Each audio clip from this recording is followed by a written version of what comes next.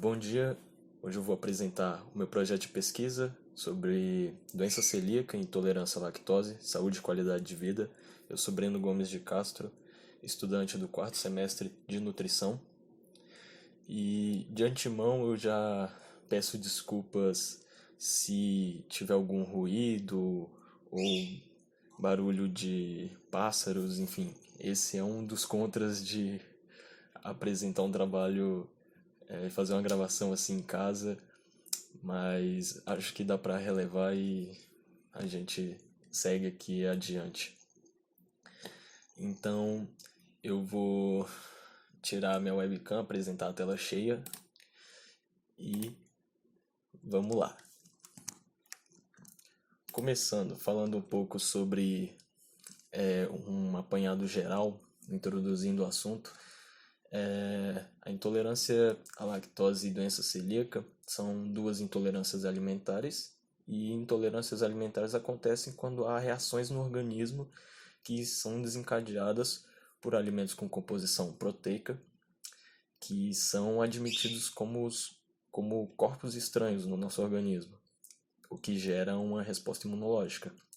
A intolerância ao glúten, que é a doença celíaca, ela é descrita como a incapacidade ou dificuldade de metabolizar a proteína do glúten.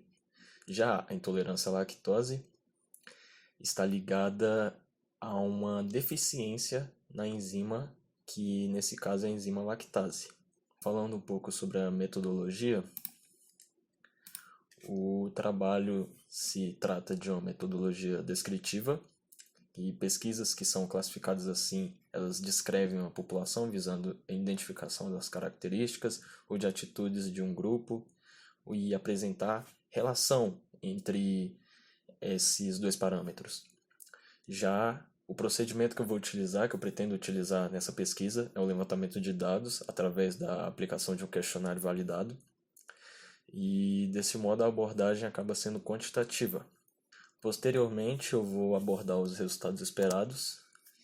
Os objetivos da pesquisa, o geral, é avaliar a alimentação e a qualidade de vida de indivíduos que possuem restrição ao consumo de lactose e glúten, e especificando os objetivos, entre eles estão pesquisar causas e tratamentos que são utilizados em pacientes que possuem restrição à lactose e glúten, e listar as diferentes classificações da intolerância à lactose de acordo com a literatura, além de entender as dificuldades de celíacos e intolerantes à lactose em relação aos alimentos consumidos e analisar produtos substitutos para o leite e glúten que são encontrados na literatura. Bom, como eu falei antes sobre a metodologia, a pesquisa ela é descritiva e quantitativa. O público-alvo são estudantes do curso de nutrição do Unidesc. A coleta de dados será por aplicação de questionário. A pesquisa passará por comitê de ética e a validação dos dados será feita posteriormente, já com a aprovação da pesquisa. Abordando um pouco sobre a fundamentação teórica, a doença celíaca é uma patologia de alto grau de complexidade por ser influenciada por fatores ambientais como a exposição ao glúten, fatores genéticos e também imunológicos. A manifestação da doença celíaca ocorre devido à intolerância ao glúten, que é uma proteína encontrada em alimentos como trigo, cevada e centeio. Já em relação a dados epidemiológicos, a doença ela usualmente se exterioriza, se manifesta na infância, entre 1 e 3 anos de idade, porém ela pode surgir em qualquer idade, incluindo em adultos. E ainda segundo a pesquisa de Queiroz e colaboradores, a doença celíaca atinge ambos os sexos, mas a predominância em mulheres. A predominância geral gira em torno de 1 a cada 200 pessoas. Então, em 200 pessoas, pelo menos uma é celíaca. Já em relação a sinais e sintomas da doença celíaca, em geral, constam dor abdominal, distensão abdominal, alterações no trânsito intestinal, constipação e diarreia. Há também a perda de força muscular, vômitos e náuseas, também são relatados com frequência, E estima-se que 4,6% dos indivíduos com síndrome do intestino irritável também são celíacos. Já em adolescentes, a doença celíaca pode levar ao atraso no desenvolvimento e atraso da puberdade. Agora, em relação a diagnóstico e tratamento da doença celíaca, o Rubo Tapia e o Ackman, os dois são pesquisa com colaboradores, eles relataram que os testes e diagnóstico e tratamento feitos para a doença celíaca são testes sorológicos realizados para o diagnóstico, que baseiam-se na detecção de anticorpos, IgA, e tais como os anticorpos antigliadina e anti-endomísio e a antitransglutaminase.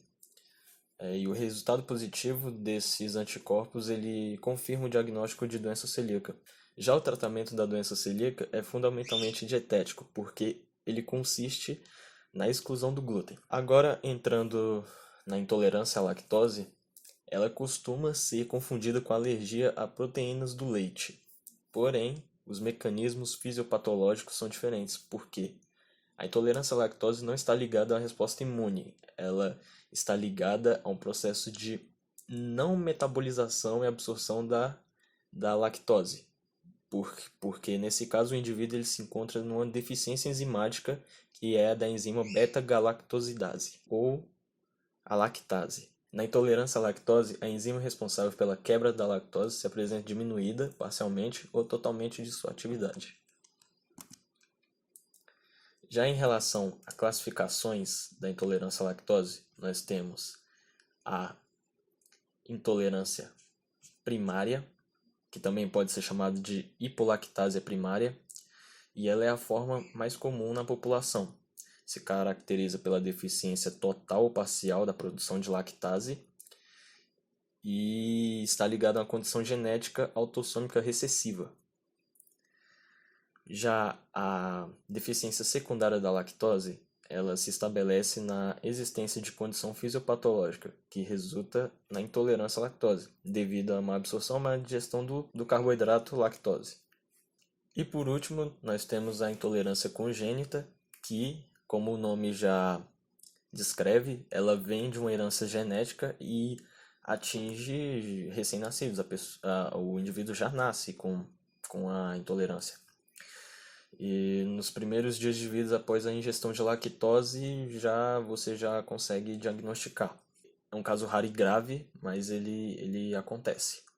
Já os sintomas e sinais da intolerância à lactose, eles podem variar de um indivíduo para o outro, mas os mais apresentados são dores abdominais, aumento do número de evacuações durante o dia, náuseas e fezes pastosas. Normalmente as fezes são volumosas, espumosas e aquosas. Apesar de em alguns casos o indivíduo apresentar diarreia crônica, em muitos desses casos não ocorre perda de peso significativa. Já em relação ao diagnóstico e tratamento da intolerância à lactose, ele é fundamentado no exame físico e na busca completa de detalhes do paciente. É feito um teste oral que não é invasivo. O paciente ele ingere uma quantidade de lactose e a glicemia é dosada antes e depois da ingestão. E aí é feito um teste de curva glicêmica. A depender do resultado, é possível diagnosticar se o indivíduo possui ou não intolerância à lactose. Já em relação aos alimentos substitutos encontrados na literatura, nós temos entre os listados a soja, o arroz, amêndoas, o amaranto, a fécula de mandioca, a farinha de coco e quinoa. São várias opções, mas as mais listadas em artigos são essas que eu deixei aqui na apresentação. Bom, e abordando os resultados esperados da pesquisa, espera-se que com o projeto seja possível contribuir academicamente e profissionalmente. O objetivo também é oferecer conhecimento para o público geral, fora da área profissional, pois os portadores de doença celíaca e intolerância à lactose, eles vêm se preocupando cada vez mais com a saúde e qualidade de sua alimentação, buscando novas alternativas e mais conhecimento sobre tais condições, além do objetivo de contribuir para que o mercado aperfeiçoe cada vez mais sua oferta de produtos para esse público. Falando um pouco sobre o cronograma para o ano de 2022, que é o ano em que a pesquisa vai ser realizada, vai ser realizada entre janeiro e outubro, e as suas etapas constam aqui na tabela. Elaboração do programa de pesquisa em janeiro, avaliação teórica em fevereiro e maio, submissão ao comitê de ética em março, a aprovação a gente espera que seja em abril, a coleta de dados vai ocorrer entre junho e julho, a análise entre julho e agosto, a conclusão em agosto e setembro e o envio da pesquisa em outubro. Aqui as referências utilizadas no projeto de pesquisa. E eu espero poder ter sido claro, apresentado bem. Muito obrigado pela atenção. Um bom sábado e obrigado.